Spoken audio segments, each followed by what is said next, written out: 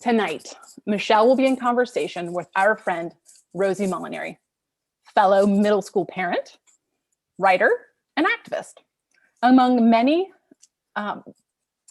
Rosie is the author of many accomplishments. Rosie is the author of 2 books, Hijas Americanas, Beauty, Body Image, and Growing Up Latina, and Beautiful You, a daily guide to radical self-acceptance. She's founder of Circle de Luz, a Charlotte nonprofit that radically empowers young Latinas by supporting their transformation through extensive mentoring. Hi, Rosie. You and Michelle have been in conversation, really, for over 10 years in the space where Michelle's work with parents of middle schoolers kind of overlaps with your work with women and body image. Thank you so much for being here tonight. Would you do us the honor of introducing Michelle? My great pleasure. Michelle Icard is a member of the Today Show parenting team and is the author of Middle School Makeover. And as of today, 14 Talks by Age 14, the essential conversations you need to have with your kids before they start high school. Her leadership curriculum for middle schoolers, Athena's Path and Hero's Pursuit, have been implemented in schools across the country, and her summer camp curriculum is offered at more than 20 camps every summer. There's so many things that I appreciate about Michelle, but in the context of being a parenting expert, what I love is her ability to translate this time of life to those who are no longer in this time of life, that tween little period, and yet have to live often under duress with those who still are. Michelle's clear, accessible, relatable, honest, and has seen or considered it all. I want to approach my tween in a non-judgmental, low pressure, and loving way that centers his well-being and development as opposed to my anxiety. And her deep wisdom, thoughtful ideas, gentle humor, and understanding help me channel a curious and supportive energy that serves everyone better. She encourages self-reflection in a gentle, affirming, and non-shaming way, and makes me feel more capable, or at least as if I could be more capable if I would just listen to her. Tonight, we have the good fortune of peeking into Michelle's brilliant, hilarious, and compassionate mind. And I am so excited for all of us. Michelle, congratulations on this really incredible book, and thank you for writing it. I thought we could get started by having you tell us about 14 Talks by Age 14, including what inspired you to write it. Rosie, thank you. That was a stunning introduction, and I'm blown away. I'm blown away to be sitting here looking at all of these people on the screen who I have. Many of you I've known and loved since I was, 14 or 15, or a parent of a 14 or 15-year-old, and this is just an amazing moment. So thank you for that. What did you ask me? Well, I will just stop real quick and say I'm glad that you're taking it in, because these are people who love you, or love your advice, or love their kids and want to really try to get it right. And all of that is a testament to you and what you have to offer. And that's really awesome. So scroll through this gallery, memorize these spaces. But what I asked you was, tell us about 14 by 14 and what inspired you to write it. Well, 14 by 14 is the 14 talks that I hope every parent will have with their kid before they go to high school. And that certainly doesn't mean that the talking stops, but just that I think middle school is really a ripe age for having these conversations, because kids are still a little bit willing to listen to you, and they haven't gotten all the freedom that they'll have in high school, and they probably aren't facing the depth of challenges that they're going to face as they grow up. So my hope in this book is that it's a little bit about how to have these specific talks, and that it's more about how to build your relationship with your child so that these talks, as you practice them, become second nature for you and for your child. Oh, I love that. So just so that everybody has a little bit of context of where we're going to go over the next little bit, we'll sort of talk big picture about the book. And then I've got a lightning round of questions for Michelle. And then we're going to open up the floor to y'all's questions. As Ada mentioned, please put them in the chat so that we can make sure to grab them. And also we can sort of say, oh, these themes go together and sort of link them together. So just so you know where we're going. So on that note, I want to take it back, Michelle, and I want you to tell us about tween/early teen Michelle. All right. Well, you've seen the pictures, many of you. So you know that I was a very awkward little kid. I mean, I lived just outside of Boston. We'd moved a couple times. I kind of always in middle school felt on the fringe. And so I spent a lot of time observing. I spent a lot of time observing celebrities and people who I thought had, you know, good hair or knew how to dress their bodies. I was really interested in trying to figure that piece of my adolescence out. And I didn't for a very long time. But I was a kid who was quiet and sort of introverted and loved to laugh and felt fringy. So I was really struck by that in the book. You talked about how everybody feels on the fringe. And I was like, no, it was just me that felt on the fringe. And so I found that affirming. And I wondered in what ways you felt on the fringe. And the other thing that just popped up for me as you were talking about sort of observing around you and trying to pick up the clues, what celebrities were you eyeing for inspiration? Well, I hate to say it, Madonna.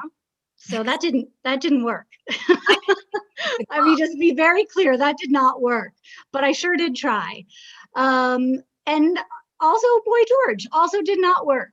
But I had the poster in my room, so I could spend a lot of time looking at it. Obviously, we did not have access other than like Teen Beat, you know, or maybe a little bit of VH1.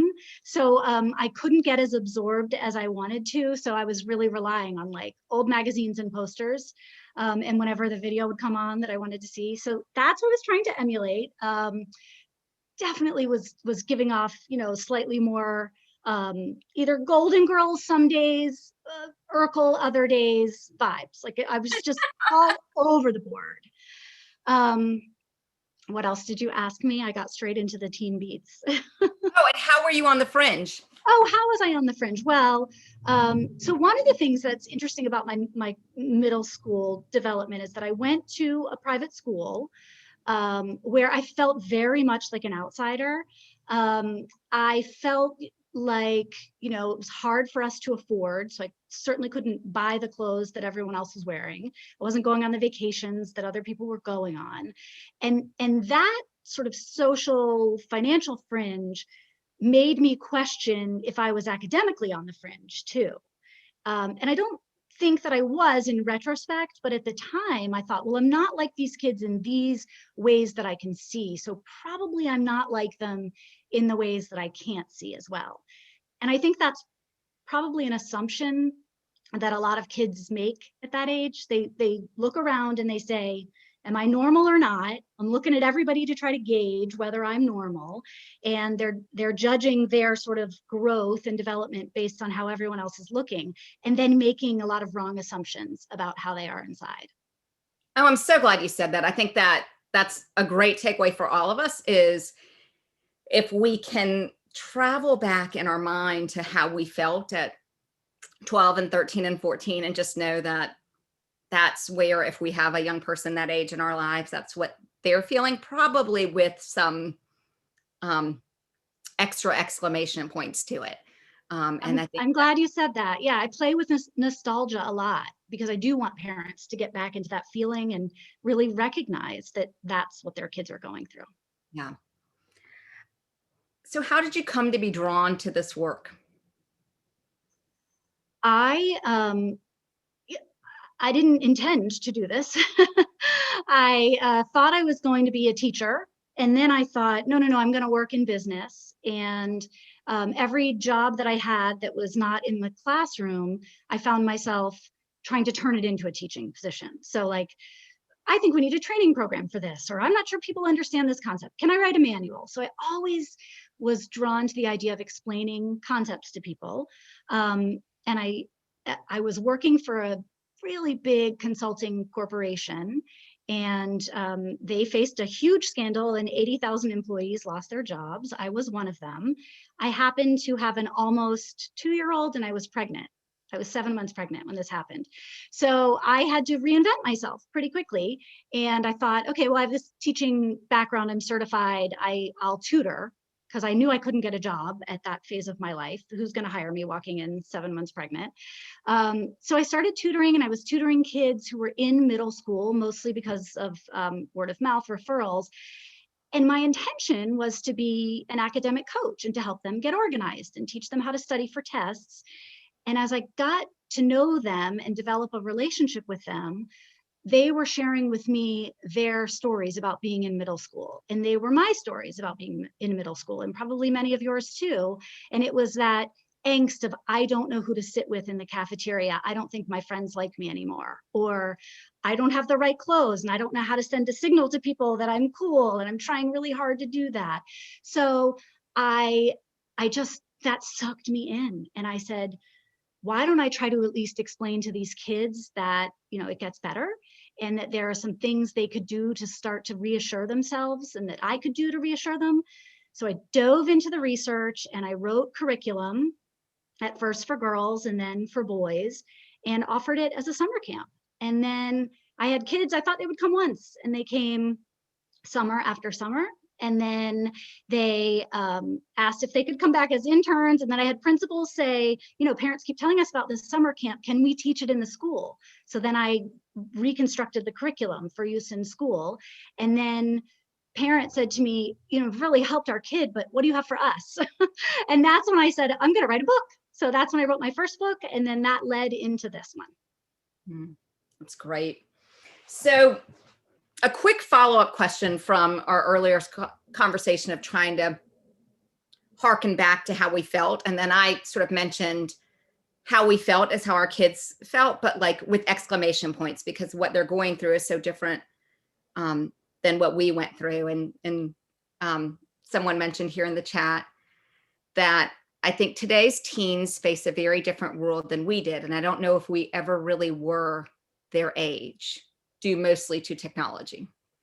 And what are your thoughts on that? And I just thought that was a good point, and what I was alluding to. But I wondered how you feel the tween experience today is different from the one that, if let's say we're in our 40s, might have experienced. I think that's a fascinating thing to think about. And I'm sort of two minds on this. Part of me says it's universal and it will always be universal, this angst and this developmental stage, and all, the need to find your tribe among your peers and to pull away from your parents, and all of that will always be that, right? And then the other part of me says, yes, but as you mentioned, some things are different. And so I think the obvious one to most of us is technology. And what's difficult about that is that it's with your kid and your family all the time. So whereas you might have gotten a break before from your peers, they can reach you really easily. And I know, Rosie, even in your work, you talk a lot about the need to take media breaks, not just social, but all media. There needs to be time where you are just sort of silently sitting with yourself, or playing a game with people you love, or going on a walk, and not feeling like people can tap you on the shoulder and talk to you or say something to you all the time. So I think that's important. But I don't think it's just limited to that. I think the way that we parent is so different from the way that our parents parented, in some ways that are good, and in some ways that, like not so good. But one of the things that we were able to do as kids, which might have felt a little painful at the time, but I think is beneficial, is kind of figure things out on our own, and stumble and make mistakes and go out and explore and mess up and learn from that. And I think that is so valuable. And I think parents are really afraid of that now. They're afraid of their kids getting hurt and having hard feelings or tripping up or hurting someone else. And that's natural, but I think it can be too much bubble wrap for our kids. So, there are some differences. One of the things you talk about really, in just astute detail in the book is what the job of adolescence is versus what the job of the adolescent's parent is. And for me, I know this. And yet when I read it, I was like, yeah, I need to back off, like dial it back. Could you talk a little bit about what the job of adolescence is and what the job of an adolescent's parent is? Sure. So one of the sort of themes of this book is that it's time to learn a new language. This is like the Rosetta Stone for how to speak to your middle schooler. And the reason for that is language. The job of language is really to tie people together, right? Tie groups together. And the job of a tween or a teen is to break ties apart. And what I mean by that is that at around age 11, developmentally, your child needs to figure out who they are apart from you. And that's painful, and it feels contrarian, and it can be obnoxious, and it can be, it can cause fights and all of this. But truly, in order to become an independent person who can think for themselves and understands what their own values and beliefs are, and who can be in a relationship that is healthy and not codependent and not toxic, they must go through this stage. So they don't want to spend time with their parents, and they want to break apart. And parents at this age rightfully get quite concerned about their kids' safety. Well, there's social media, and suddenly kids are experimenting with drinking, and there's dating, and they have sexual feelings, and like all this stuff that really scares parents. And they think, I think I ought to really run a tight ship for these next few years and clamp down in order to keep my kids safe. So you're battling your kids' biology and neurology and their need to begin to take risks and separate from you. And the more you clamp down, the more you run the risk of sending your kid underground to take the risks that they developmentally need to take. So our job is really to open up the world to them in ways that they can begin to experience independence, to explore the world, to explore their own thoughts and beliefs, with some amount of safety net around them. And the way that I describe this in the book is that it's your job to become your kid's assistant manager, not their micromanager. So if everybody right now would think about the worst manager you ever had, and you thought of a few qualities, what made them so bad to work for? Often what people tell me is they were micromanaging, they were really inconsistent, they didn't respect my work-life balance, they were too controlling, they took all the credit, lots of things like that. So if you come up with your own list of your worst boss ever, and then you flip that, you'd have a pretty good job description for how to parent your middle schooler through these years. So one of the things I want to talk about before we hop into talking about your strategies is that one thing I was struck by as I was reading was that these strategies are great whether or not you're parenting an adolescent. They are great communication strategies. And I just felt like your ideas helped me think about all the hard conversations that I need to have, and not even hard conversations, but even just like conversations that need some thought to them or delicacy. And so you really sort of frame having these conversations around a model that you came up with called brief. And so I wondered if you would start by just walking us through your brief model. Sure.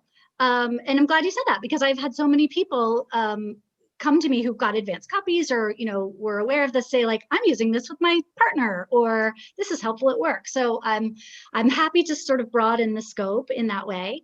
BRIEF is an acronym that I came up with, and it stands for a 5-step process for having a better conversation with your kid. And I'll begin by saying that in my parenting group on Facebook, it's Less Stressed Middle School Parents, I have parents say all the time, I know I need to talk to my kid about this, but I don't really know how to start. Or we all sort of have this sense that kids at this age aren't going to listen, or they're going to roll their eyes and be horrified the moment we try to bring up a tough topic. So what parents end up doing is starting at the end, because they think, I've got to cram this into the 30 seconds my child will allot me before they storm out of the room. So they begin at the end. And I'm going to ask you to begin at the beginning. So the be in brief is begin peacefully. And what that can sound like is sort of just a gentle curiosity about the subject, whatever it may be. So the idea behind this model is you don't have to reinvent the wheel for every conversation. If you need to talk to your kid about avoiding pornography on the internet, or you need to talk about healthy choices, or you need to talk about drinking or dating, whatever it is, you begin peacefully instead of at the end of the conversation. So you might just have sort of a general curiosity and not about your child. So if you want to talk about vape, you're not going to be like, so have you ever vaped, and which of your friends vape, and can I have their parents' phone numbers, right? You're just going to just gently ask, like, what have you heard about vape? What are kids saying? Do they think adults are just over dramatic here, or what are your thoughts on this? So that's what I mean by begin peacefully. And then the R in brief is relate to your child. So let them know that you're not there to bust them, you're on the same team. And that can be as simple as, yeah, I remember having these conversations with my parents too, but we didn't even have vape. It was about cigarettes, and there were cartoons marketing those to kids. So totally different world. But just show them that you're there to have an interesting conversation. I is investigate for data, and I purposefully say data because I don't want this to be an emotional component of the conversation. Again, this is not where you get to ask questions to try to bust your kid. You don't want your kid to think you're suspicious. This is an opportunity to understand what they understand. So you're going to ask some general questions about what they know, what their experience has been, that kind of stuff. E is echo what you hear, and anyone who's been to a therapist or watched a therapist on TV knows how to do this. So that's just the sort of simple, like, oh, it sounds like you're saying this. And the reason that's so important when you're talking to kids this age is, again, it's the language barrier, and there's so much miscommunication and missed opportunity for connection because your child thinks a word means something, or a concept means something, or their idea of dating is so different from your idea of dating. So you need to echo and make sure that you're really talking about the same thing. And then F, and that's the final step, and it's where most people start, and that's feedback. You sort of have to earn your place in this conversation to give a kid 11 to 20 probably, some advice or your suggestions, because if you start there, they're going to think you don't know what you're talking about. You don't understand who I am or how I feel or what's going on in my life or how hard this is. So you work your way up to that, and then you get to F. And by that point, your child is probably much more willing to hear what you have to say. So that was a very not brief way of explaining brief, but ideally it is a quick conversation. And the more you practice, the better you become. And I do think it gives you confidence. Like, it's okay that this was 7 minutes today because I did some groundwork for next time when we add some elements. That's exactly right. This is about connecting and practicing, and there will be many conversations that do not go the way you expected, and that's perfectly fine. Don't beat yourself up over it. It's just an opportunity, and you'll hit the next opportunity and try again. Exactly right. Everything is practice. Yes. So before we hop into some of the conversations, everything from money to sexuality, you shared some really great general tricks and tips that can help us be more successful in these conversations. I'd love to touch on a couple of them. Can we start with Botox brow? Yes. This is for people with incredibly transparent faces. This is my gold standard here. This is what I always go to, Botox brow. So many of you have probably heard it if you've heard me talk before, but I think it's worth hearing again. And if it's new to you, this concept is based on some really cool research that came out of McLean Hospital, which is one of Harvard's teaching hospitals, where a neurologist was studying how we read facial expressions. So she put adults into an MRI and showed them photos, they're lying there, showed them photos of people's faces and said, just by looking at their faces, can you tell me what they feel? And about 100% of the time, adults could tell how someone was feeling, basic emotions. They feel happy or scared or sad. And they could tell because they were hooked up to the MRI that they were using their prefrontal cortex to read facial expressions. So then she did the same experiment with teens and found that teens could only read someone's facial expression accurately 50% of the time. So it's a really big discrepancy. And the reason for that, looking at the MRI, is that they were using the amygdala, which is the emotional center of the brain. So when your teen or tween, really probably going up again all the way through high school, sees your face and you're doing like a scrunched forehead, I'll take my glasses off. So if you're scrunched up forehead like this, and for me, I always say like, that's often just how I look. That's how I'm thinking. I'm multitasking. I'm 48. Like this is sort of just my resting face. And somehow it's how I show compassion or empathy. Like I'm showing that I'm really listening. But when your kid sees that wrinkled forehead, they read it as anger every single time, even though that may not be your intention. So I say, pretend you are a celebrity on a late night talk show and you have been so overly Botoxed, you can't move your forehead. So just a very neutral face. And it's funny, whenever I give this talk at schools, I look out in the audience and I see parents practicing and they're like looking like this, which is totally crazy face. So don't go wide-eyed like deer in the headlights. It's really just a neutral face, and you will feel like a Stepford parent, like you look like you don't care. Your child will begin to open up to you so much more. And this is the feedback I get more than any other from parents. My kid really started talking to me when they thought I wasn't angry.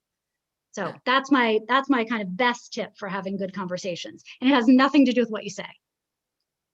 So then your next really good tip is to appear disinterested. Like, don't be too eager. And I'm like, my very definition is over eager and over earnest. So talk a little bit about this. Yeah, I mean, your child, less so now that they are not wandering the halls of school quite so much during the pandemic, although depending upon where you live, they may be back in school. It is exhausting. It is thoroughly exhausting to be a child in middle school and to be gauging all day long what people think of you.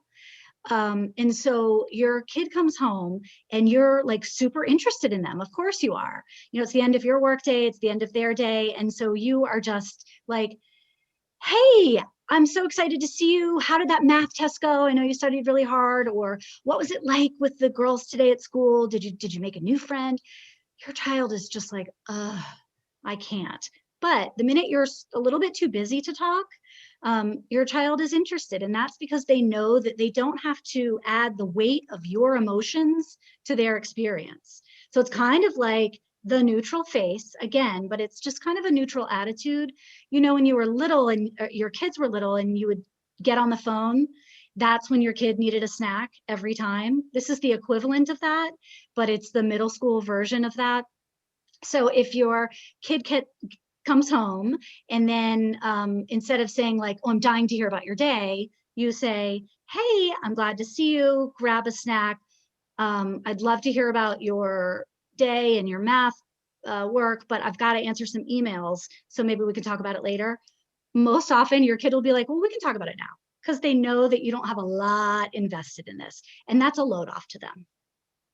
Love that. And then the third one I want to talk about is designating a proxy. Designating a proxy is so important because, as we all know, and as we've discussed tonight, it is your child's job to pull away from you. And that is normal and that is okay. And it's actually good. So it's a really nice idea to pick a couple friends and say, they are willing to talk to you, and to sort of formally make that introduction, not in a corny or weird way, but like I had a couple friends when my kids first got their cell phones, text them and say, put my number in your phone. And if you ever need something, if you find yourself somewhere and you don't like it and you need a ride, if you ever don't feel safe or if you just want to chat, send me a text. And even to strike up that conversation in a fun and friendly way, like, hey, I was at Marshall's and I saw this shirt and I thought of you, or, whatever it is, but begin to kind of build those relationships for your child. And that is a real gift for them to have someone else who they can lean to. Yeah. The village is so important. I had this funny experience with my son a couple of years ago where he was just so embarrassed and put out by me. And I was like, who are you? Like, kids love me. What are you talking about? And I just had this moment where I was like, oh, I'm his mom. Like, he is not going to love me. Like, and I mean, like, of course he loves me, but like, he is not going to be attracted to me like a moth to the light. Like I felt in my classroom as a teacher or with kids that I mentored. Like, in fact, he's going to be like, yeah, that's the most uncool person that there is around. And so it made me really sensitive to the idea of why the village matters. And so I think I love this idea of designating a proxy because it really calls in your village and then lets you just be the village for others as well in ways that there's just stuff that our kids, you know, sometimes can't access from us. Like they don't want to access from us. They don't want to learn it from us. So. That's exactly right. I love that. You also talked about conversation crashers, and with each chapter, there are different conversation crashers, and then there's some general ones. And I just wondered, for the sake of expediency, we won't go into all of them, but could you maybe, if you could wave a wand and make one conversation crasher, either behavior or topic, sort of be lifted from all conversations moving forward, what would you like get out of their stat? How fun. Okay, I would get rid of "you're going to regret this later."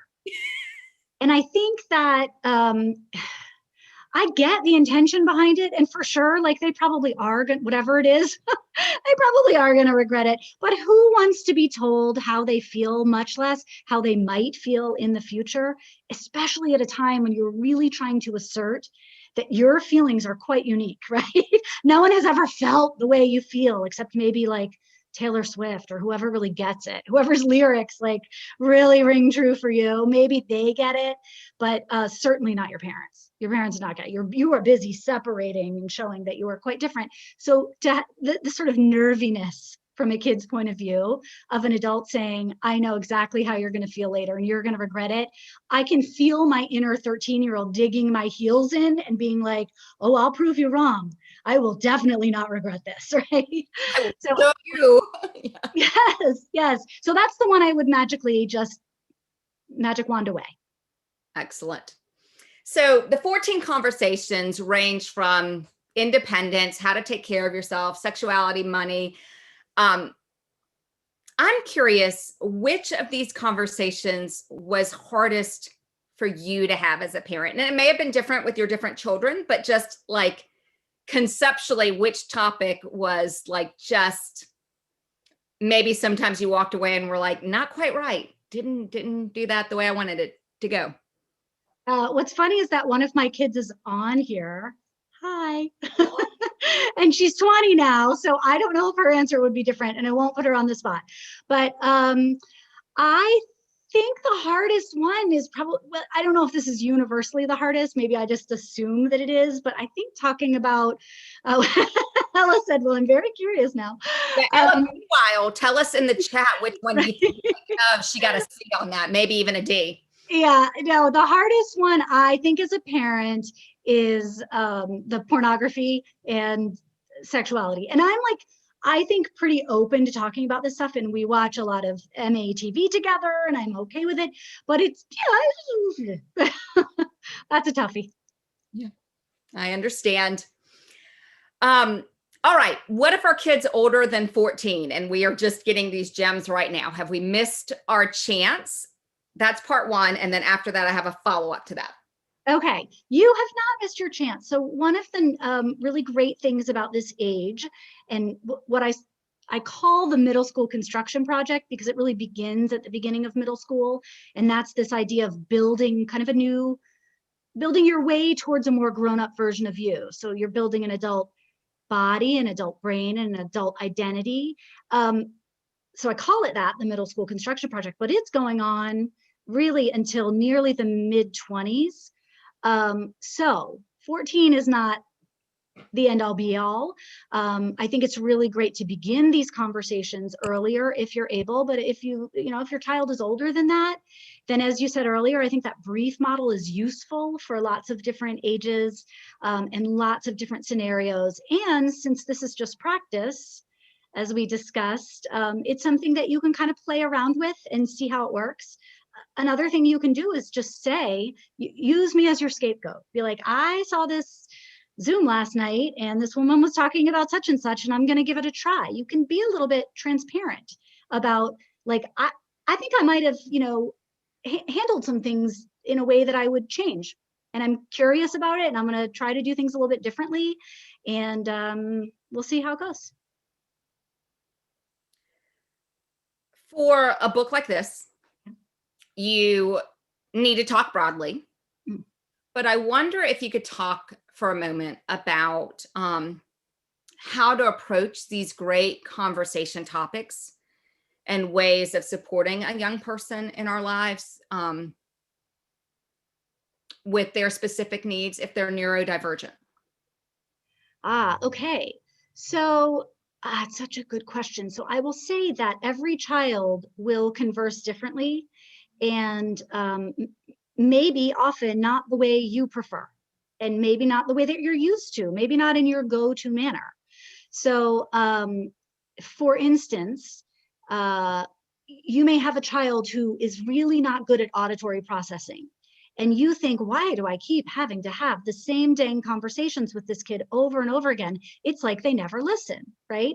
When truly they may be a kid with amazing reading comprehension, but they're not really good at processing what they hear.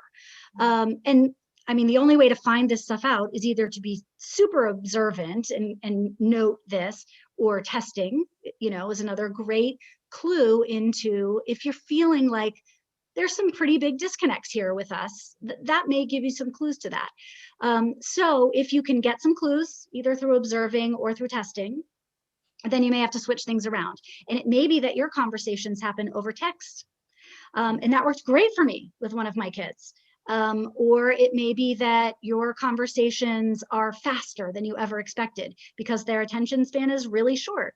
It may be that they need some reminders. So I know some families like to have journals that they pass back and forth, and that's a really great way to have a short discussion, but keep a thread that you can go back to. Text is the same way, but you can go back and say, like, hey, remember we were talking about this a week ago. I thought of something else and I want to mention it again. So it doesn't all have to fit into this formula that is like perfectly succinct. And my hope for every parent and every child is that it is not a one and done. I've checked the box. Good. I've done that conversation, right?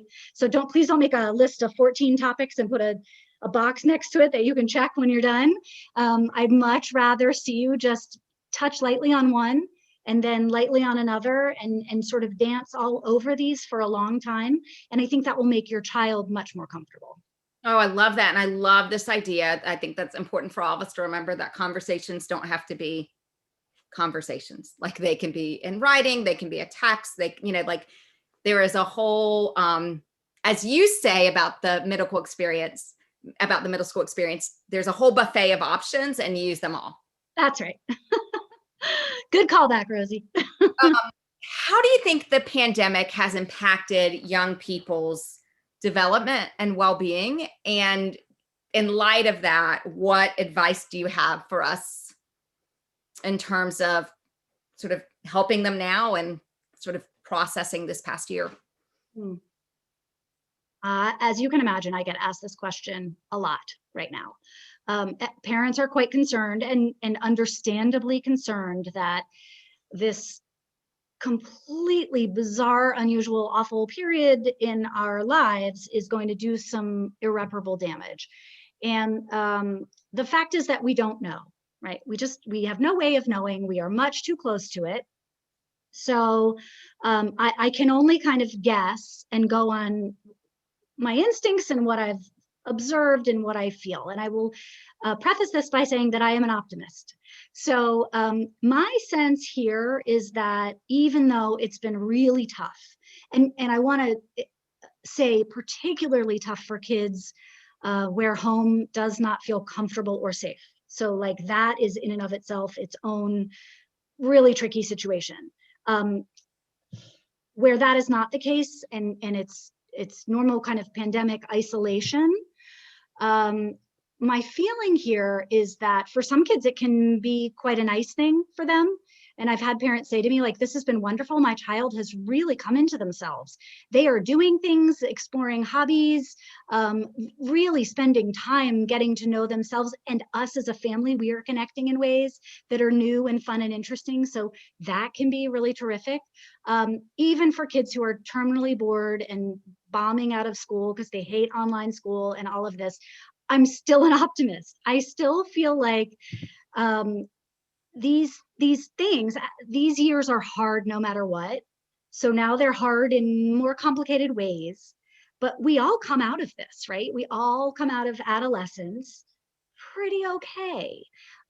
So even though it's hard, I feel like that can be character building. It can be strength building. It's pretty normal for kids to, at this age, learn to fight through and cope and develop coping skills. So the optimist in me is saying maybe we will have kids with really terrific coping skills after this. That's what I'm hoping for. All right. So speaking of coping skills, one of the things that struck me as I was reading was that I really have to be my better self to channel some of these great tips that you suggest. I need to be more patient and less cranky, and I'm not always connected to that self. And maybe I'm a little bit less connected to that self during a pandemic than at other times. And so I wondered if you could talk about two things. One, when you were actively like in this stage of your life, how did you resource yourself, take care of yourself so that you could like access that person? And then, well, we'll just go there. Okay. So starting with that, I think it's really great to have sort of a mantra of like, good enough. You know, I could certainly have perfectionist tendencies. I would love for all of my stuff in my cabinet to be, you know, facing the same direction and look really cute and organized. That would soothe my soul. But I really knew I had to give that stuff up. And so I made a choice, like, I'm just not going to care about that stuff. I'm going to care a lot less about the house. So that kind of stuff was really important for me to let go as part of my self-care. And then the other thing is humor. Sorry, there's a buzz. The other thing is humor. So I would say, this is going to sound like the dumbest self-care thing in the world, but anyone who knows me knows what I'm going to say, TV. Like, I just love to get deeply involved in a really good TV show and be friends with those people in my mind.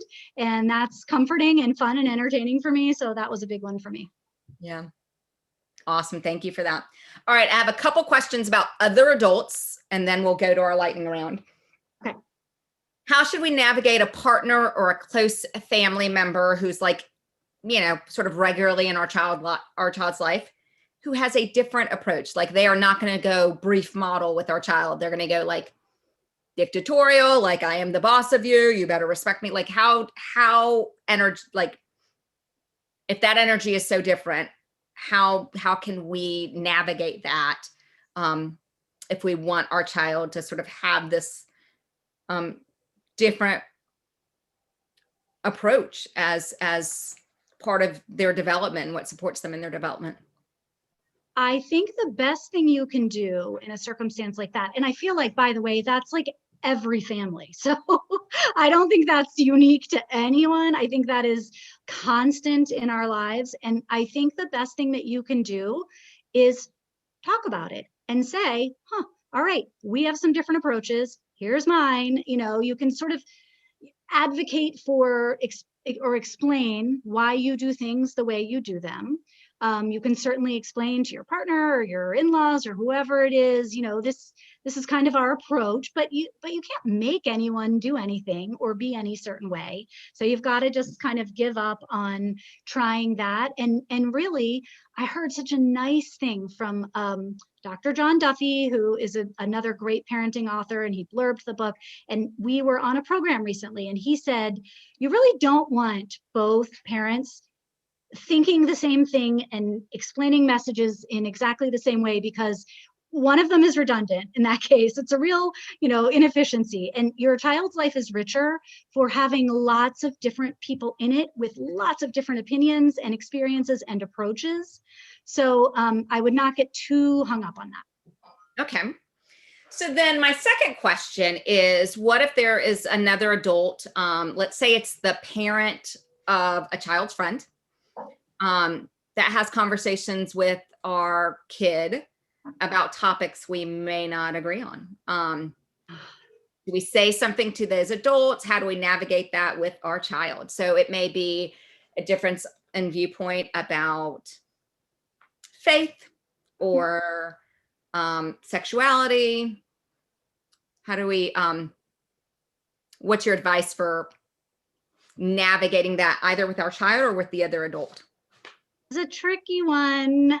What I would say is it really depends on the topic. And so I think if your kid is hearing from someone, a friend's parent, information that you think is really either really wrong or really contrary to your values, then you've got a choice here where you could say something to the other parent, like, again, you can't make that parent not think those things, probably, right? You could try a gentle approach of like, oh, that's interesting that you see it that way. We see it this way. But sometimes it's like, it isn't worth it. I don't know this family very well. We're not going to have a long-term relationship. So it's either an opportunity to talk to your kid and say, yes, that's what they believe. Here's what I believe. What do you believe?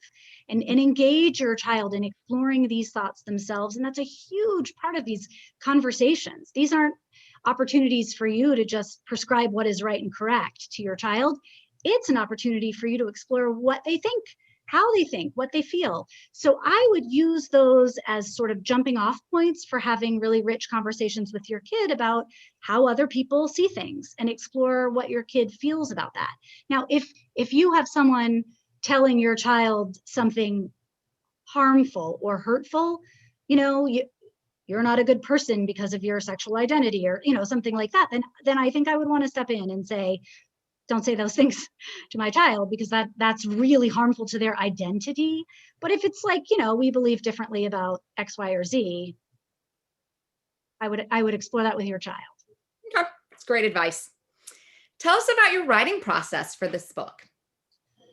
So my writing process is, I'm a total introvert. Most people who know me know this. And I love quiet, and I love solitude, and I love sitting still. So I was born to write, right? My process is to find a chair that is comfortable for a solid 7 hours. And while I sit in that chair to, get up and get food, get up and use the bathroom, compulsively check Facebook every half hour, probably. I don't know why, that's like just part of my routine. I don't find it distracting. I find it like exhilarating, and then straight back to writing. And in terms of, that's like the logistics of it. And then in terms of the discovery process, it's really about combining research, like what's the latest research on this topic, with a piece of nostalgia, because I love to bring that into it, and then finding a hook. So like, what is the interesting piece of this that will bring people in? So maybe it's, usually that's nostalgia, but like what's happening in current events that I can tie this to, or what's a memory that I can draw for people on this. So that's how it goes. I really loved your 80s and 90s reference throughout, and I found myself like laughing out loud at them. So I'm so glad. I hope people laugh. You have an idea for book 3? I have like 4, but I don't know what's going to jump to the top. So I'll keep them under wraps until one of them sort of knocks really, really hard. All right. Well, I'm going to transition us to the lightning round. Oh, fun. Okay. All right. Question number 1. On that note of nostalgia, you mentioned them earlier. Golden Girls, with which one do you most identify? Oh, Dorothy. All right. You can't say there's not one that all of them everything turned out the way it was supposed to. What parenting decision do you regret? Oh, ugh.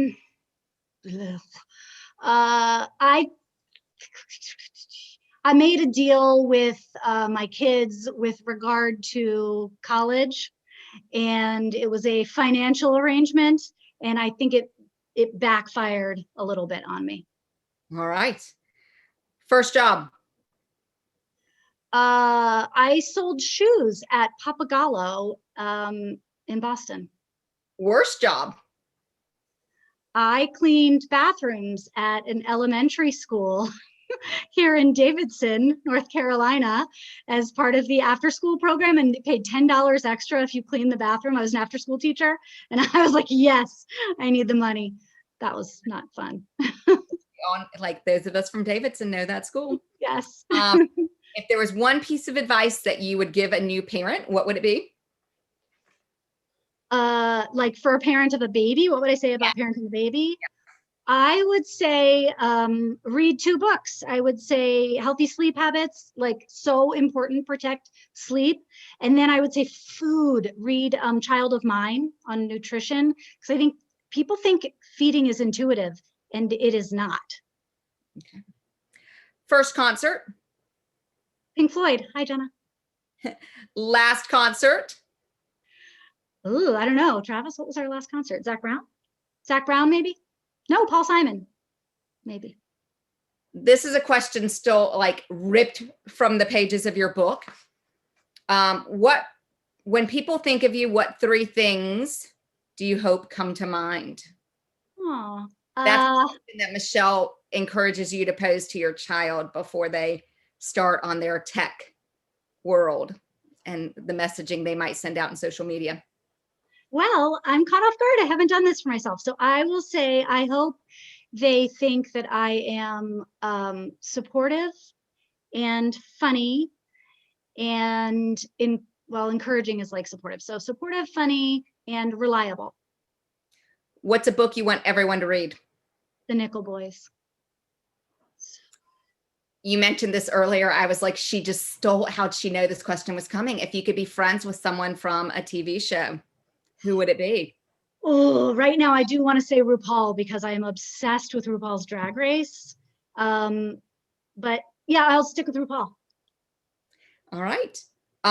If you suddenly had a free day tomorrow with no responsibilities, what would you do? Can you imagine? I would binge more episodes of RuPaul's Drag Race, and I would do a nice long yoga, and I would eat delicious food that hopefully Travis would have cooked. Share with us either a pandemic hobby that you picked up or a pandemic purchase that you do not regret. Oh, hobby that I picked up. So some of my friends who have joined us tonight know that I hate exercise. Like historically, I have not been a friend to movement. I am pretty lethargic. Again, sort of helpful in the writing field, but not a great healthy way to live your life. I recognize that. So what I did at the beginning of this year was just consciously try to find movement that I liked and develop a habit. So I started doing yoga with Adrienne, which some of you probably do. And I am on day like 51 or 2 of not missing a day. So I'm really happy about that. And my plan is to go 100 days and then more, but I'm not stopping before 100. Your least favorite chore? Laundry. Hate it. That is it. You write that good parenting is about keeping your kids from screwing up. It's about teaching them how to pick themselves up and move forward when they do. And I want to borrow that sentiment to say that that is what good coaching is. And what you have done for us is to help us sort of realize ways that we can keep from screwing it up and also ways that we can rebound if we're like, yeah, that was not quite it. And I feel more confident and capable because of your good advice. And I know that that's probably how everyone feels. I'm so grateful for you, Michelle, for what you do to save me from myself, and also what you do to save young people from themselves, and to really sort of, put them in touch with who they want to be and how they want to be and the ways that they can get there. So thank you for the work that you do in this world.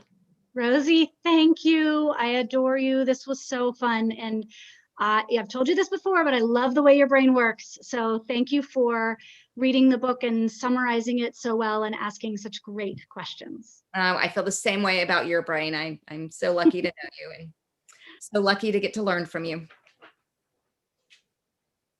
Ada, take it away. All right. So our first question comes from Tracy Curtis. So if I actually get Botox, will my kids love me more?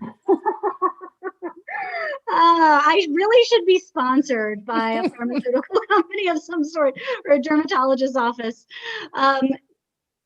Okay, so what do you want me to say, Tracy? I'll write you a prescription. Just one, I think really just one more follow-up, which is actually from me. And my question is, do you have a mantra, something that you can just lean on that helps with letting your kids use social media as a way to become more independent from you without doing the sort of death spiral of anxiety about all the horrible things that can happen when they're out there? I don't have a particular mantra, but the way that I mean, this could be a mantra. What I find myself saying to a lot of parents is that we can foresee what might happen, and we have a sense of what could go wrong, and all of these things, and we can give really good advice. But it's because we've had the opportunity to earn that position, and it's really important for our kids to be able to have experiences and earn their own wisdom. And that takes practice and experience and missteps and learning from that. And it's not bad to do something wrong and feel bad about it. That actually teaches you that you don't want to feel that way again. So that's a really strong skill development process. So it's not a mantra, but I guess just to sort of remind yourself that your child needs to be given the opportunity to make mistakes and to learn and to grow just like you did. Thank you. Okay, I'd like to wrap up our conversation with a toast. So if you've been following along with Michelle on the socials, then you might have a hot toddy on hand. Thanks to Michelle and Travis, I have mine. And if not, then whatever vessel you have on hand, grab it now. And then I'm going to invite you all to unmute yourselves, because that is one piece about Zoom that we miss, is just being able to like actually have this audio experience together. And so with your drink or your vessel, unmute yourselves. We're just going to make some noise as I share a quick toast. Cheers to more thoughtful, creative, and conversation-filled pandemic parenting and beyond. Cheers! Thanks, Michelle. Cheers. Everybody Love you, Michelle. Congrats. Thank you. Thank you, guys. Raspberries. Travis, So good. Hi, Michelle. Congratulations. Congratulations, Michelle. Thank you guys for being here. This is stunning to see your faces. I love it. Okay, so in closing, I just want to share thanks to Rosie for being here with us. It makes such a wonderful difference to have great conversation partners who have real chemistry with our guests of honor. And then, of course, thanks to Michelle. All right, so now's the part of the evening when we invite you to either line up or bid us adieu. So if we were here in the store, we'd fold up our chairs and you'd either saunter into the night or hang out with us. In our virtual space, if you were not going to stick around for the signing line to meet Michelle in the virtual signing room, good night. We'll meet again, hopefully in real life, but perhaps again on Zoom.